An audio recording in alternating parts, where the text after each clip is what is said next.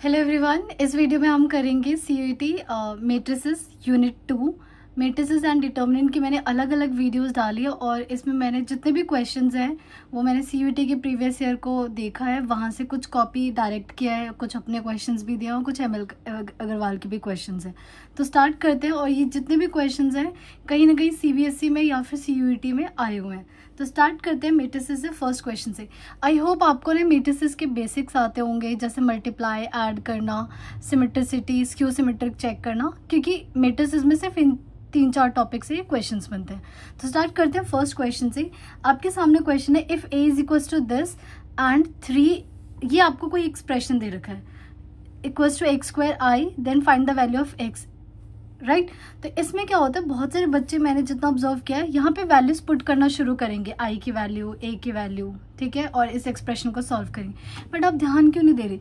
अगर आप ध्यान दोगे तो ये जो क्या आपका यहाँ पे a प्लस बी और a माइनस बी का फॉर्मूला बन रहा है, देखो ध्यान से देखो, this is a plus b और this is a minus b. तो यहाँ पे अगर आप ध्यान से देखोगे तो 3i plus 4a and 3i minus 4a, इसको मैं क्या लिख सकती हूँ, 3i का होल स्क्वायर माइनस 4a का होल स्क्वायर। अगर इसे सॉल्व करोगे तो 3 3 = 9 और i का स्क्वायर इज i। देखो i जो होता है मैट्रिक्स का 1 की तरह काम करते हैं, तो i की पावर कोई भी करोगे तो हमेशा क्या रहेगा, i रहेगा। a और i को कभी भी किसी से मल्टीप्लाई करोगे तो हमेशा वो सेम मैट्रिक्स आ जाती है। तो ये जो i होगा वो सेम आपके 1 की तरह क्या करेगा, वर्क करेगा। 9i आ गया, 9i माइनस 4 4 = 16a स्क्वायर। तो आपको क्या चाहिए, ए स्क्वायर निकालना है। तो ए स्क्वायर निकाल लेते जल्दी से। ए स्क्वायर का मतलब है डायरेक्ट 0 - 1 1 0 0 - 1 1 0, बिकॉज ए स्क्वायर को हम क्या लिख सकते हैं, ए इंटू ए। तो करेंगे, जो यहाँ रखेंगे 0, तो 0 से पूरा कॉलम यहाँ 0 बन जाएगा और यहाँ -1, तो ये आएगा -1 0, फिर 1 और 0, मतलब क्या करते हैं, इस पूरे कॉलम को उठाते हैं और यहाँ ऐसे रखते हैं। अब 0 से मल्टीप्लाई करोगे तो पूरा टर्म 0 हो जाएगा, तो why would I waste my time, तो सीधा 1 × 1 करेंगे। तो यहाँ से आ गया 1 × 1 और 1 × 0, इसलिए हमने, सॉरी, यहाँ +1 आना चाहिए था। एक सेकेंड, 0 - 1 क्या था ना, हाँ 0 - 1, तो सही किया था -1। अब उसके बाद क्या करूंगी, 1 और 0 को पिक करूंगी। 1 और 0 करूंगी तो यहाँ 1 लिखूंगी, 0 लिखने का फायदा नहीं, क्योंकि 0 तो सब 0 हो जाएगा। तो यहाँ से आ गया 0 और 1। तो क्या आ गया हमारे पास, क्या था ये, जब मैंने यहाँ 1 और 0 किया था तो 1 से 0 और 1 -1, तो ये आएगा -1। सो हमारे पास आ गया -1 0 0 और -1, ये स्क्वायर आ गया। Now just put in first equation. So ये हो जाएगा आपके पास 9, आई का मतलब होता है 1 0 0 1 माइनस 16, ए की वैल्यू हो जाएगी -1 0 0 -1, राइट। अब इसे वैसे तो देखो ध्यान से दिख रहा है कि डायरेक्टली 25 बनने वाला है, राइट, बट फिर भी चलो कर लेते। एंड ये किसके इक्वल दे रखा है, ये दे रखा है एक्स स्क्वायर आई के इक्वल, ठीक है। पूरे एक्सप्रेशन किसके इक्वल है, एक्स स्क्वायर आई के। और यहाँ हम कर रहे हैं तो ये हो गया 9 0 0 9, -16 से ही मैं मल्टीप्लाई कर रही हूँ। अगर -16 से अप्लाई करोगे तो यहाँ क्या हो जाएगा, प्लस, ये हो जाएगा +16 0 0 0 16। तो ये क्या बन गया हमारे पास, 25 0 0 एंड 25। यहाँ अगर एक्स स्क्वायर आई निकालोगे तो क्या मतलब है, आई का मतलब होता है 1 0 0 1, तो ये हो गया x square 0 0 x square. So compare कर दो तो एक्स स्क्वायर की वैल्यू कितनी आ गई, 25, मीन्स एक्स की वैल्यू क्या आ गई, +-5। सो कौन सा आंसर करेक्ट है, so c is the correct option. Clear. Now question number 2 पे चलते हैं। Question number 2, if a given है 2a + b क्या गिवन है, नल मैट्रिक्स। ये जो 2a + b है नल मैट्रिक्स है। तो यहाँ पे कुछ बच्चे क्या करते हैं, b की value a b c d लेकर चलेंगे। बट एक बात बताओ, वो सब करने की जरूरत ही नहीं है। आप डायरेक्टली क्या ये लिख सकते हो, 2a b की वैल्यू अगर नल मैट्रिक्स है तो इनको सॉल्व करने पे 0 आएगा, 0 नल मैट्रिक्स। देखो क्या ये 2 × 2 ऑर्डर का है, दिस इज 2 × 2, दिस इज 2 × 2, तो आंसर भी ओवरऑल क्या आएगा, 2 × 2 का आएगा। सो डायरेक्टली मैं क्या लिख सकती हूँ, 0 0 0 0 लिख सकती हूँ। हमें क्या निकालना है, बी निकालना है, तो बी को यहीं रहने दो, तो ये हो जाएगा हमारे पास 0 0 0 0 प्लस, यहाँ प्लस है तो उधर जाके -2, और ए की वैल्यू क्या दे रखी है हमें, 3 4 5 2। तो what is the direct answer, -6 -8 -10 -4। कौन सा आंसर है, -6 -8 -10 -4। So B is the correct option. तो यहाँ पे आपको ABCD करके बिना बाद में इक्वेशंस बनेंगे वो नहीं करना, डायरेक्टली क्या करो, 2a + b को 0 0। अब मुझे कैसे पता चले 2 × 2 की मैट्रिक्स होगी, क्योंकि देखो एडिशन हो रहा है, a और b ऐड कब हो सकते हैं, जब दोनों का ऑर्डर क्या होगा, सेम। और जब हम एडिशन करते हैं तो जो फाइनल आंसर आता है वो भी क्या होता है, सेम ऑर्डर का होता है। तो ये छोटी छोटी चीज़ें होती है मैट्रिसेस में और डिटर्मिनेंट में जो आपको पता होनी चाहिए। मूव करते हैं नेक्स्ट क्वेश्चन पे। नाउ क्वेश्चन नंबर 3, देखो ये तो फेवरेट क्वेश्चन है, सीबीएसई का भी फेवरेट क्वेश्चन है और सीयूईटी का भी फेवरेट क्वेश्चन है। यहाँ पे क्या गिवन है, आपको एक एक्सप्रेशन दे रखा है और आपसे बोला गया कि A inverse is equal to x A plus y I and we need to find this x and y. सबसे आसान क्वेश्चन, बस एक बार आपको सीखने की जरूरत है। तो सबसे पहले आप इस एक्सप्रेशन को लिख लो, this is a square minus 3a plus I. ठीक है, यहाँ पे आप देख सकते हो सिर्फ ए है और क्योंकि आपको ए इनवर्स निकालना है, so what you need to do, दोनों तरफ क्या कर दो, ए इनवर्स से मल्टीप्लाई कर दो। तो यहाँ भी 0 ए इनवर्स से, ठीक है, दोनों तरफ मैंने ए इनवर्स से मल्टीप्लाई कर दिया। तो यहाँ जब ये जाएगा तो ये होगा A inverse into A square minus 3 A inverse into I A plus A inverse आई, और 0 मैट्रिक्स से किसी को भी मल्टीप्लाई करोगे तो क्या आएगा, 0 आएगा। अब यहाँ पे बचपन वाला एक्सपोनेंट्स एंड बेस याद करो, बेस सेम है तो पावर ऐड हो जाएगा, तो -1 + 2 विच इज 1 माइनस, ये चीज तो याद ही हो गई होगी आपको, नहीं तो याद कर लो कि ए इनवर्स इंटू ए क्या होता है, आई के इक्वल होता है। और एक्सपोनेंट्स एंड पावर यूज करोगे तो देखो -1 + 1 पावर क्या हो जाएगी, 0, और किसी भी टर्म की पावर 0 हमेशा क्या देता है, 1, और मैट्रिसेस में 1 क्या होता है, आई होता है। तो यहाँ से हो गया 3i plus A inverse is equal to 0। क्या हमें इनवर्स की वैल्यू निकालनी है, तो ए इनवर्स यहाँ रहने दो, बाकी सब उधर ले जाओ। तो ये हो गया -a प्लस 3i। अब बताओ क्या बोला है, ए के आगे कौन है, ए के आगे कौन है, -1, सो what is x, x is -1। यहाँ पे i के आगे क्या है, y, और यहाँ पे i के आगे क्या है, 3, तो ये हो गया 3। क्या फाइंड करना है हमें, we need to find x plus y. गलती से भी -1 ढूंढ के या 3 ढूंढ के टिक मत कर देना, क्वेश्चन को हमेशा ध्यान से पढ़ना। यहाँ गिवन है x प्लस वाई निकालना, means -1 + 3 which is equal to 2, तो B is the correct option. Question 4, very good question और बहुत इंपॉर्टेंट है सीयूईटी के लिए। देखो इसमें हमें एक ए मैट्रिक्स दे रखी है और ए की कोई बहुत बड़ी पावर दे रखी है। जब भी ऐसा क्वेश्चन हो ना, हमेशा समझना, जब भी ऐसे बड़े पावर्स हो इट मीन्स क्वेश्चन बहुत आसान है। What you need to do, आपको बस क्या करना है, ए स्क्वायर निकालना है, ए क्यूब निकालना है, and you will have to find a pattern. वो पैटर्न के अकॉर्डिंग आप यहाँ पे आंसर टिक करोगे। लाइक ए स्क्वायर निकालना है, ए स्क्वायर करेंगे तो 0 0 1 0 और 0 0 1 0। इफ यू मल्टीप्लाई तो देखो 0 0 जाएगा, ठीक है, यहाँ भी 0 यहाँ भी 0, तो ओवरऑल कॉलम क्या बनने वाले, 0 0। नेक्स्ट 1 0 जाएगा तो यहाँ 1 जाएगा 0, तो क्या बन गया हमारे पास, 0 0। क्या ए स्क्वायर 0 आ गया, okay good. Now we let's find A cube. A cube को हम कैसे निकाल सकते हैं, ए स्क्वायर इंटू ए।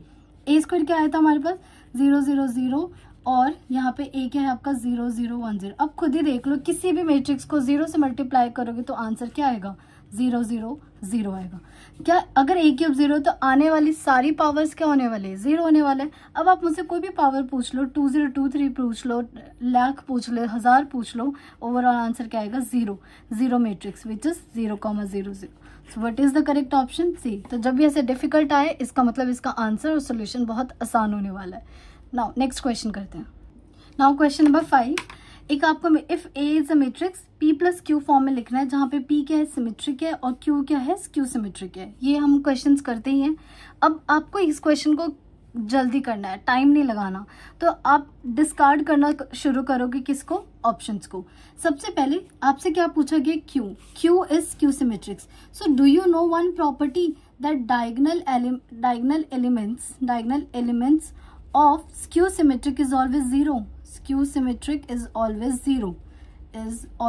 0. तो बताओ कौन कौन से ऑप्शंस पहले खत्म हो गए, हमारे पास ये ऑप्शन गलत और ये वाला ऑप्शन भी गलत है। Means we need to check B और सी में से कौन सा आंसर होगा। So what you need to do, आप यहाँ एलिमेंट्स देखो, ये 5/2 है, 5/2 है, 5/2 है, 5/2, बस नेगेटिव का इम्पैक्ट है। तो जल्दी करने के लिए आपको क्या करना है, Q + Q हमें माइनस करना होता है ना, स्क्यू सिमेट्रिक में भी ऑलवेज सब्ट्रैक्ट, तो Q × Q ट्रांसपोज हाफ ऐसे करके निकाल, 1 सेकेंड, ये गलत हो गया। हमें ये कोई मैट्रिक्स दे रखी है, इसका 2 5 0 4 और इसका ट्रांसपोज करेंगे तो ये आएगा 2 0 5 4, और we always subtract to find Q, ठीक है, और हाफ से मल्टीप्लाई, राइट। अब आपको पूरा सॉल्व नहीं करना, अभी तो मुझे समझाना है तो I will solve right. But exam में क्या करना है, सिर्फ ये वाला चेक कर लो कि क्या आंसर आएगा, उसके बेसिस पे टिक करो। एग्जाम में आपको किसी को एक्सप्लेनेशन नहीं देना होता है, बस टिक करना होता है। तो यहाँ हो गया हाफ, तो मुझे डायरेक्ट दिख रहा है 2 - 2 0 हो गया, ये हो गया -5, ये हो गया 5, ये हो गया 0। सो कौन सा आंसर है, B is the correct option. लेकिन अगर करना है तो देख लो, 0 हो जाएगा, -5/2, 5/2 एंड 0। क्लियर है क्वेश्चन। नेक्स्ट क्वेश्चन नंबर 6 करते हैं। ठीक है, CUET में बहुत ज्यादा क्वेश्चन पूछे जाते हैं इस टॉपिक से, और ये सबसे आसान होते हैं, फ्री के मार्क्स में मानती हूँ इन क्वेश्चंस को। तो क्या है, if A equals to this is symmetric matrix, क्या होने वाला है, symmetric, then the find the value of XYZ। Now बहुत सारे बच्चे क्या करेंगे, इसका पहले प्रॉपर ट्रांसपोज निकालेंगे। चलो मैं निकाल ही लेती हूँ, ये हो गया 1 4x z 2y -3 -1 3। ट्रांसपोज का क्या मतलब होता है, row will become column, column will become row. ठीक है, तो हमेशा इस रो को आपने 1 4x z 2y को ये लिख लिया। ठीक है, अब सिमेट्रिक का क्या मतलब होता है, A ट्रांसपोज किसके इक्वल है, A के इक्वल है, A की ट्रांसपोज। अब यहाँ पे A ट्रांसपोज निकालेंगे, 1 4x z 2y -3 -1 3 is equals to A। A हमारे पास क्या है, 1 4x z 2y -3 -1 3। ठीक है, नाउ कंपेयर कर दो, तो z की वैल्यू क्या आ गई 4, x की वैल्यू क्या आ गई -3। ठीक है, और हमें क्या निकालना, y निकालना, कहीं भी देख लो y की वैल्यू क्या आ गई -1। We need to find x + y + z। तो 4 - 3 1, 1 - 1 क्या आ गया, 0 आ गया। बट एग्जाम में ऐसे नहीं करना होता है, एग्जाम में आपको जल्दी करना होता है। सो क्या आपको एक चीज पता है, सिमेट्रिक में ये वाली चीज इसके इक्वल होती है। ठीक है, और ये वाला -3 किसके इक्वल होता है, ये, क्योंकि दिमाग में सोचो ये वाला रो कॉलम बनने वाला है, तो और A ट्रांसपोज A के इक्वल होता है। तो मैं जो अलग अलग शेप्स बना रही हूँ, और क्या ये जो है y इसके इक्वल होगा। तो you don't need to waste your time. यहाँ से डायरेक्टली क्या आ गया, z की वैल्यू 4, x की वैल्यू क्या आ गई -3, और y की वैल्यू कितनी आ गई -1। तो एक बच्चा ये कर रहा है और एक ये कर रहा है, तो किसको कम टाइम लगेगा, ये वाले में, इस वाले में कम टाइम लगेगा, बिकॉज बहुत सारे क्वेश्चन। इन क्वेश्चंस में आपको टाइम सेव करना होता है, ताकि यहाँ का बचा हुआ टाइम आप नेक्स्ट क्वेश्चन में यूज कर सको। ठीक है, so D is the correct option. Move to the next question. Question number 7. A and B are skew symmetric matrices of same order. So AB is symmetric if. In questions में देखो बहुत से बच्चे direct point learn कर लेते हैं, लेकिन एक बात बताऊं, अगर यहाँ पे इन्होंने कोई भी कंडीशन चेंज कर दी ना, तो आपने जितनी भी चीज़ें लर्न कर रखी होंगी वो गलत हो सकती है। तो इनमें ज़्यादा टाइम नहीं लगता, ट्राई टू सॉल्व प्रॉपरली। अब देखो A and B skew symmetric दे रखे, तो इससे क्या पता चल गया, A ट्रांसपोज किसके इक्वल होगा, -A के, एंड B ट्रांसपोज किसके इक्वल हो गया, -B के। अब आपसे क्या बोले, AB is symmetric. AB is symmetric कब होगा, ठीक है, मीन्स AB का ट्रांसपोज सिमेट्रिक का क्या मतलब है, कि जब इसका ट्रांसपोज करोगे तो क्या A इंटू B डायरेक्ट आ जाएगा। ये कब होगा, इसका मतलब, अब यहाँ पे जरा ट्रांसपोज ओपन करो, ट्रांसपोज ओपन करेंगे तो ट्रांसपोज में वी नो दैट कि अगर कभी भी मल्टीप्लाई में होता है तो ऑर्डर चेंज हो जाता है। तो यहाँ पे ये आएगा B का ट्रांसपोज, यहाँ आएगा A ट्रांसपोज, क्लियर। और यहाँ पे हमारे पास क्या है, इक्वल में A into B। B transpose किसके इक्वल है, -B के। A ट्रांसपोज किसके इक्वल है, -A के। और यहाँ आ गया हमारे पास AB। तो इफ यू सी, तो ये क्या आ गया, BA is equal to AB। Means दोनों के दोनों क्या होने चाहिए, कम्यूटेटिव होने चाहिए। तो कई बार यहाँ पे ये वाला एक्सप्रेशन लिख के बोलेंगे A and B are commutative, A and B are this that, तो याद होना चाहिए, इसी प्रॉपर्टी को हम क्या बोलते हैं, कम्यूटेटिव प्रॉपर्टी बोलते हैं, कम्यूटेटिव प्रॉपर्टी। ठीक है, so which one is the correct answer, C is the correct answer. Now question number 8, बहुत आसान है, इनमें आपको बहुत सारे ऑप्शंस दे रखे, और यहाँ पे बहुत क्वेश्चन आसान होता है, लेकिन ऑप्शन सेलेक्ट करते वक्त आप फंस सकते हो, तो be careful. The matrix this is what. सबसे पहले ये देखो, क्या 1 - 1 -1 1 1 तो ये क्या होने वाला है, स्क्यू सिमेट्रिक होने वाला है, तो डी करेक्ट है। उसके बाद अगर स्क्यू है तो सिमेट्रिक नहीं हो जाएगा, ठीक है। स्क्वायर मैट्रिक्स है, गुड। डायगोनल नहीं है, क्योंकि डायगोनल पे एलिमेंट होना चाहिए, बाकी सब 0 होना चाहिए, तो ये भी गलत है। स्केलर में डायगोनल पे एलिमेंट सेम होने चाहिए, बाकी 0, तो ये भी गलत है। So b and d which is first is the correct option, clear. Now ये आप देख सकते हो कि मैंने टाइप नहीं किया हुआ, ये मैंने CUET के पेपर से ही कॉपी किया हुआ है। तो यहाँ पे ये क्वेश्चन ML अग्रवाल का है। तो आई विल सजेस्ट, अगर आप प्रिपेयर कर रहे हो इस एग्जाम के लिए, तो ML अग्रवाल के पीछे जितने भी MCQs हैं उन्हें तो ज़रूर करके जाना है, इससे आपकी प्रैक्टिस हो जाएगी। वो क्वेश्चन इंपॉर्टेंट है, डायरेक्ट कई बार सेम क्वेश्चन उठ के पेपर में आ जाता है। यहाँ पे हमें क्या गिवन है, I गिवन है, A गिवन है, such that A square I के इक्वल है। तो क्या करना है, A स्क्वायर मतलब A into A is equal to I। So basically हमें स्क्वायर निकालना है। तो A लिख लेते हैं, this is A B C minus A B C minus A is equal to 1 0 0 1। अब मैं आपको एक चीज़ बताऊंगी कि पेपर में ना टाइम कैसे सेव करना है। यहाँ आपको पता है आपको पूरी मल्टीप्लिकेशन नहीं करनी होती। अगर एग्जाम की बात कर रही हूँ, मैं पूरा करूँगी आपको समझाने के लिए। एग्जाम में आपको पूरी कैलकुलेशन नहीं करनी, बस आपको ना फर्स्ट कॉलम निकाल लेना है, ठीक है। फर्स्ट रो, फर्स्ट कॉलम मतलब A11 निकालो। A11 कैसे निकलेगा, सबसे पहले इस A एंड C को पिक करेंगे और यहाँ लिख लेते A और C। अब मल्टीप्लाई करते A into A square plus CB, ठीक है। और यहाँ पे आ जाएगा हमारे पास A स्क्वायर प्लस CB, और सिमिलरली ये आ जाएगा AC, और यहाँ आ गया माइनस AC। क्लियर। ये तो देखो डायरेक्ट कट रहा है, क्यों कटना पड़ेगा, because it is equal to 1 0 0 1। तो हमेशा ये भी 0 आएगा, ये भी 0 आएगा, और इन दोनों को सेम होना पड़ेगा। तो यहाँ पे आपको टाइम सेव करना है। तो यहाँ पे डायरेक्टली क्या कर दोगे, A square plus CB is equal to 1।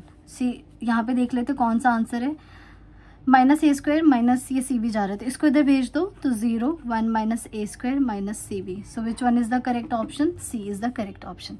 पर मैं सॉल्व करके दिखा देती हूँ। जैसे आपने फर्स्ट उठा, अब मैं क्या करूँगी, इसको पिक करूँगी B और माइनस A को, यहाँ लिखूंगी B और यहाँ लिखूंगी माइनस A। तो ये क्या हो जाएगा, AB, this is AB minus AB, फिर CB प्लस A स्क्वायर। देखो क्या ये दोनों सेम आ रहा है, और इट इज इक्वल टू 1 0 0 1। बस कंपेयर कर दिया, क्लियर। बट एग्जाम में सिर्फ क्योंकि I के इक्वल है तो यू नो ये वाला टर्म और ये वाला टर्म सेम आएगा, तो सिर्फ फर्स्ट पर हाँ कैलकुलेशन सही करना। क्या पता आप इस बेसिस पे आंसर लिख दो, वो यहाँ अवेलेबल हो, लेकिन आपने कुछ कैलकुलेशन गलती की। तो मैं सिर्फ आपको वो ट्रिक बता रही हूँ, but make sure you do your calculation right. Move करते हैं नेक्स्ट क्वेश्चन पे। क्वेश्चन नंबर 10, ये तो मुझे ऐसा लग रहा है ये भी मैंने डायरेक्ट कहीं से लिया है, तो ये तो डायरेक्ट ML अग्रवाल का क्वेश्चन है। इसमें क्या करना है, वी नीड टू मल्टीप्लाई। तो ये हमेशा राइट साइड वाले मैट्रिक्स से फर्स्ट कॉलम उठाते हैं, ठीक है, और यहाँ लिखते हैं x एंड 2। मल्टीप्लाई करोगे तो क्या आएगा, x प्लस 6, ठीक है, फिर 4x प्लस 5 2 जा 10, इट इज इक्वल टू 5 और 6। सॉल्व करेंगे तो x प्लस 6 इक्वल टू 5, सो x की वैल्यू -1।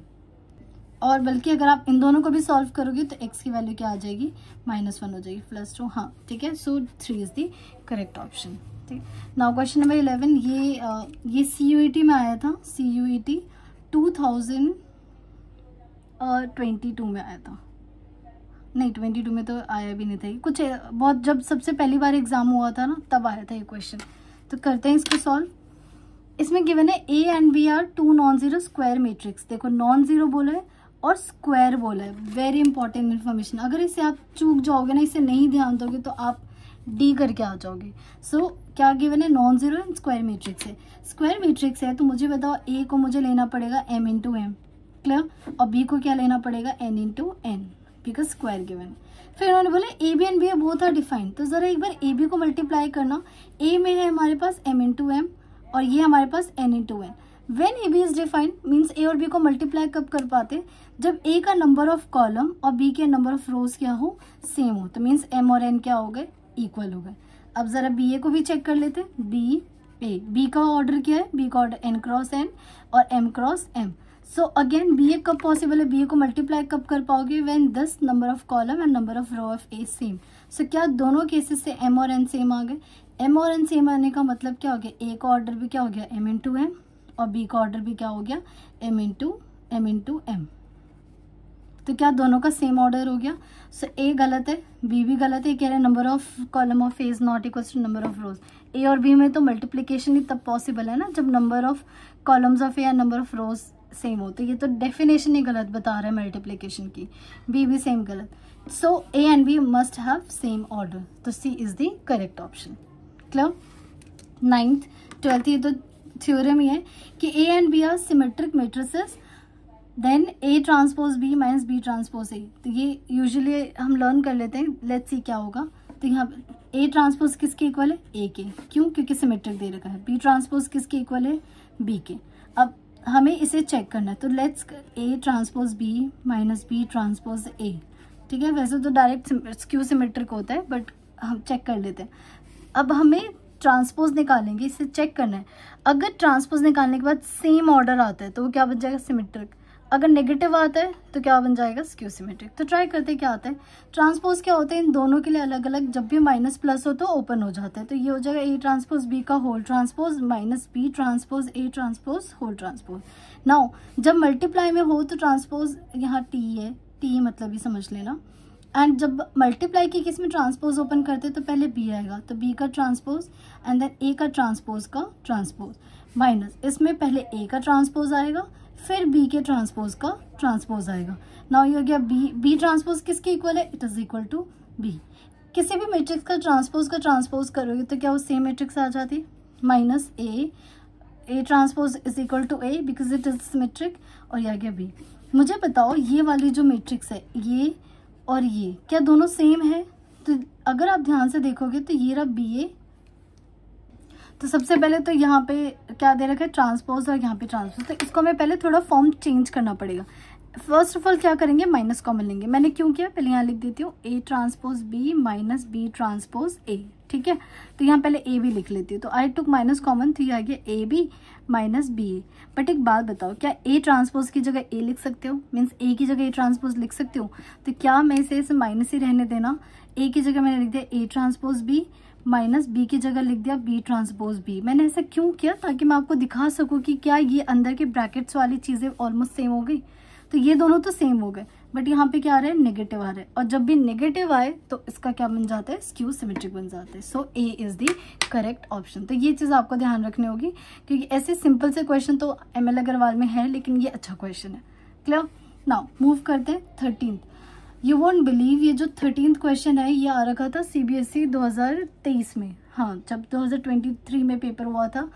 ये सेम ML अग्रवाल के पीछे एक्सरसाइज में क्वेश्चन गिवन है। RD मैंने चेक किया, RD में भी सेम क्वेश्चन, और ये बहुत इंपॉर्टेंट क्वेश्चन है।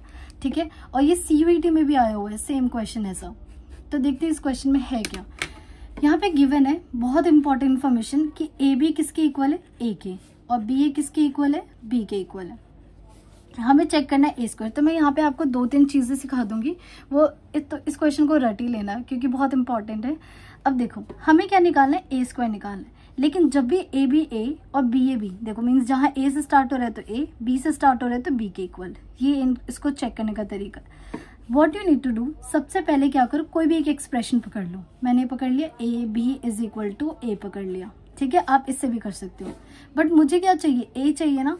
इसलिए मैं सबसे पहले इस बी को क्या करूंगी, इस बी को हटाऊंगी।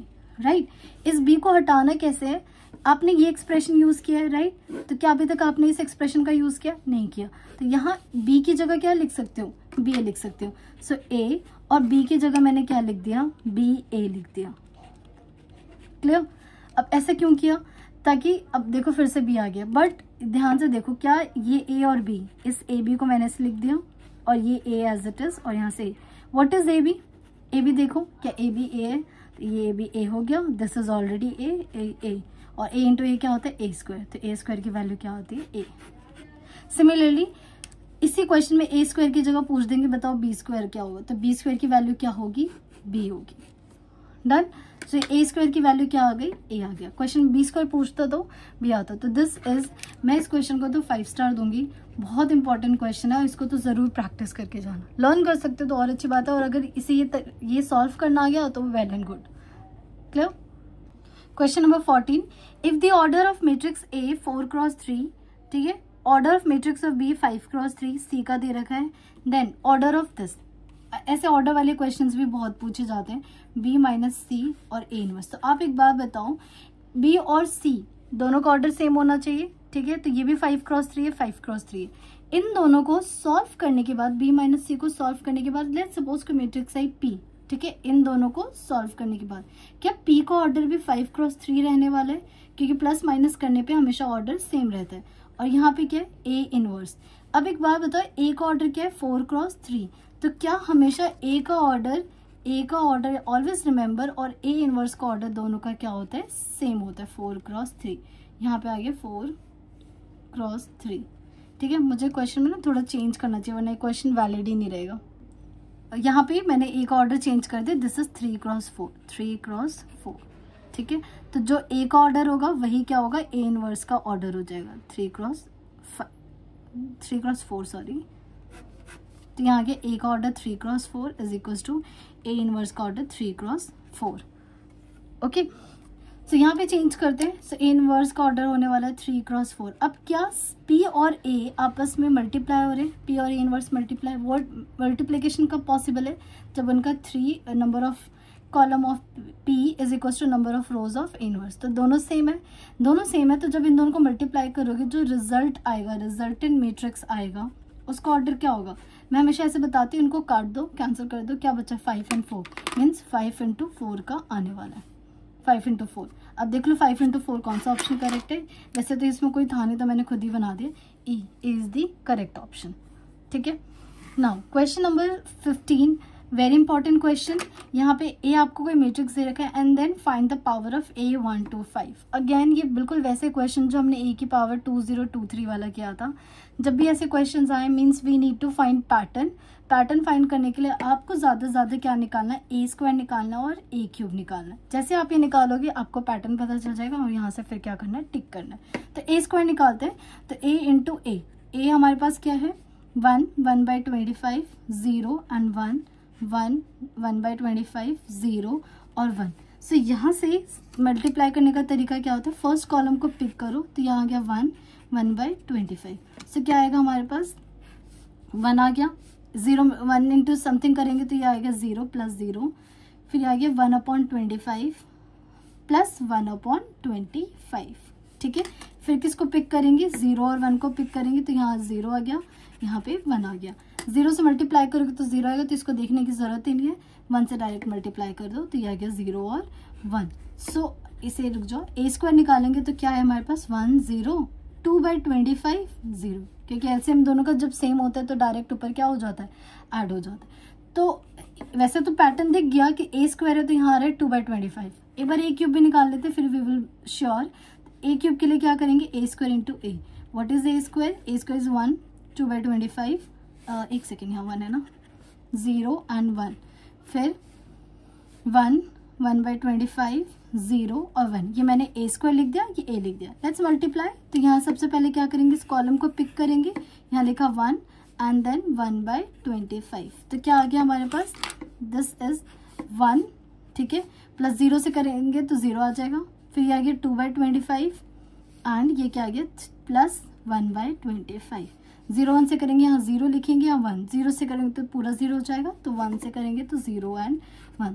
सो ये आ गया आपके पास 1, इन दोनों का एलसीएम लेंगे तो 3/25, 0, 1। तो अब तो श्योर हो गया कि जब यहाँ पे पावर 2 है तो यहाँ आ रहा है 2/25, पावर 3 है तो यहाँ आ रहा है 3/25। क्या निकालना है हमें, ए की पावर 125, तो ए की पावर जो 125 निकालोगे तो क्या आएगा 1, 125/25, 0 और 1। 125/25 करोगे तो कितना आएगा 5, 0, 1। देख लेते कौन सा आंसर है, this C is the correct option. तो जितना टेढ़ा क्वेश्चन लगेगा, आपको अजीब सा लगेगा, उसके आंसर और एक्सप्लेनेशन उतने ही आसान होते हैं, ठीक है। तो एक ऐसे पावर वाले प्रैक्टिस जरूर करके जा। 16th क्वेश्चन करते हैं। 16th में हमें गिवन है a is a skew symmetric matrix. तो स्क्यू सिमेट्रिक का क्या मतलब है कि ए ट्रांसपोज किसके इक्वल होगा, -a के इक्वल होगा, ठीक है। और n क्रॉस n ऑर्डर का है, where aij is the element. aij हमें पता है कि एलिमेंट को शो करते हैं। तो इन्होंने अब कुछ एक्सप्रेशंस दे रखे हैं। इन्होंने कहा aij aj के इक्वल होगा, लेकिन आपको अगर थोड़ा सा डेफिनेशन, में हमेशा बोलती हूँ बच्चों को कि डेफिनेशन जरूर लर्न करके रखना, क्योंकि वो असर्शन, रीजनिंग या फिर एमसीक्यू में पूछ लेते हैं। हमें पता नहीं कि aij किसके इक्वल होता है, नेगेटिव ऑफ aji का। ये चीज याद होनी चाहिए, स्क्यू सिमेट्री की डेफिनेशन। क्या यहाँ कहीं कोई दिख रहा है, तो ये भी गलत है, ऐसा नहीं है। ये कह रहे हैं aij की वैल्यू 0 होगी, कभी भी 0 नहीं होगी, ये भी गलत है, क्योंकि अभी समझाऊंगी। यहाँ पे स्क्यू सिमेट्रिक में अभी मैंने फर्स्ट क्वेश्चन में समझाया था, स्क्यू सिमेट्रिक की ना एक और बहुत इंपॉर्टेंट प्रॉपर्टी होती है, और वो प्रॉपर्टी होती है कि डायगोनल एलिमेंट्स क्या होते हैं, डायगोनल एलिमेंट्स आर ऑलवेज 0। अब डायगोनल एलिमेंट्स को लिखते कैसे हैं, अगर आपको डेफिनेशन याद हो तो हम लिखते हैं aij, ठीक है, aii लिखते हैं, और या ajj लिख लो, ठीक है, कि aii या a और या फिर लिख लो AIJ क्या होगा, 0 होगा इफ I और J आर इक्वल, क्योंकि डायगोनल पे क्या होते हैं A11, A1, A22, A33। तो क्या आपको ये सेकंड दिख रहे हैं, AIJ 0 है जब भी I की वैल्यू किसकी इक्वल है, J। तो क्या ये डायगोनल एलिमेंट्स की डेफिनेशन है, और ये कह रहा है डायगोनल एलिमेंट हमेशा क्या होने चाहिए, 0 होने चाहिए। और 3 कह रहे हैं कि AIJ कभी 0 नहीं होना चाहिए, जब क्योंकि डेफिनेशन यही है कि डायगोनल एलिमेंट्स, डेफिनेशन नहीं, हमने ऑब्जर्व किया कि डायगोनल एलिमेंट्स क्या होते हैं, 0 होते हैं। तो थर्ड तो गलत।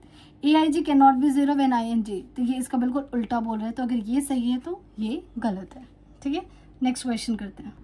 मैट्रिसेस में अभी और भी क्वेश्चंस हैं, तो वो क्वेश्चंस हम नेक्स्ट वीडियो में करेंगे। और अगर आपको वीडियो अच्छी लगी हो तो please like and subscribe. Thank you everyone.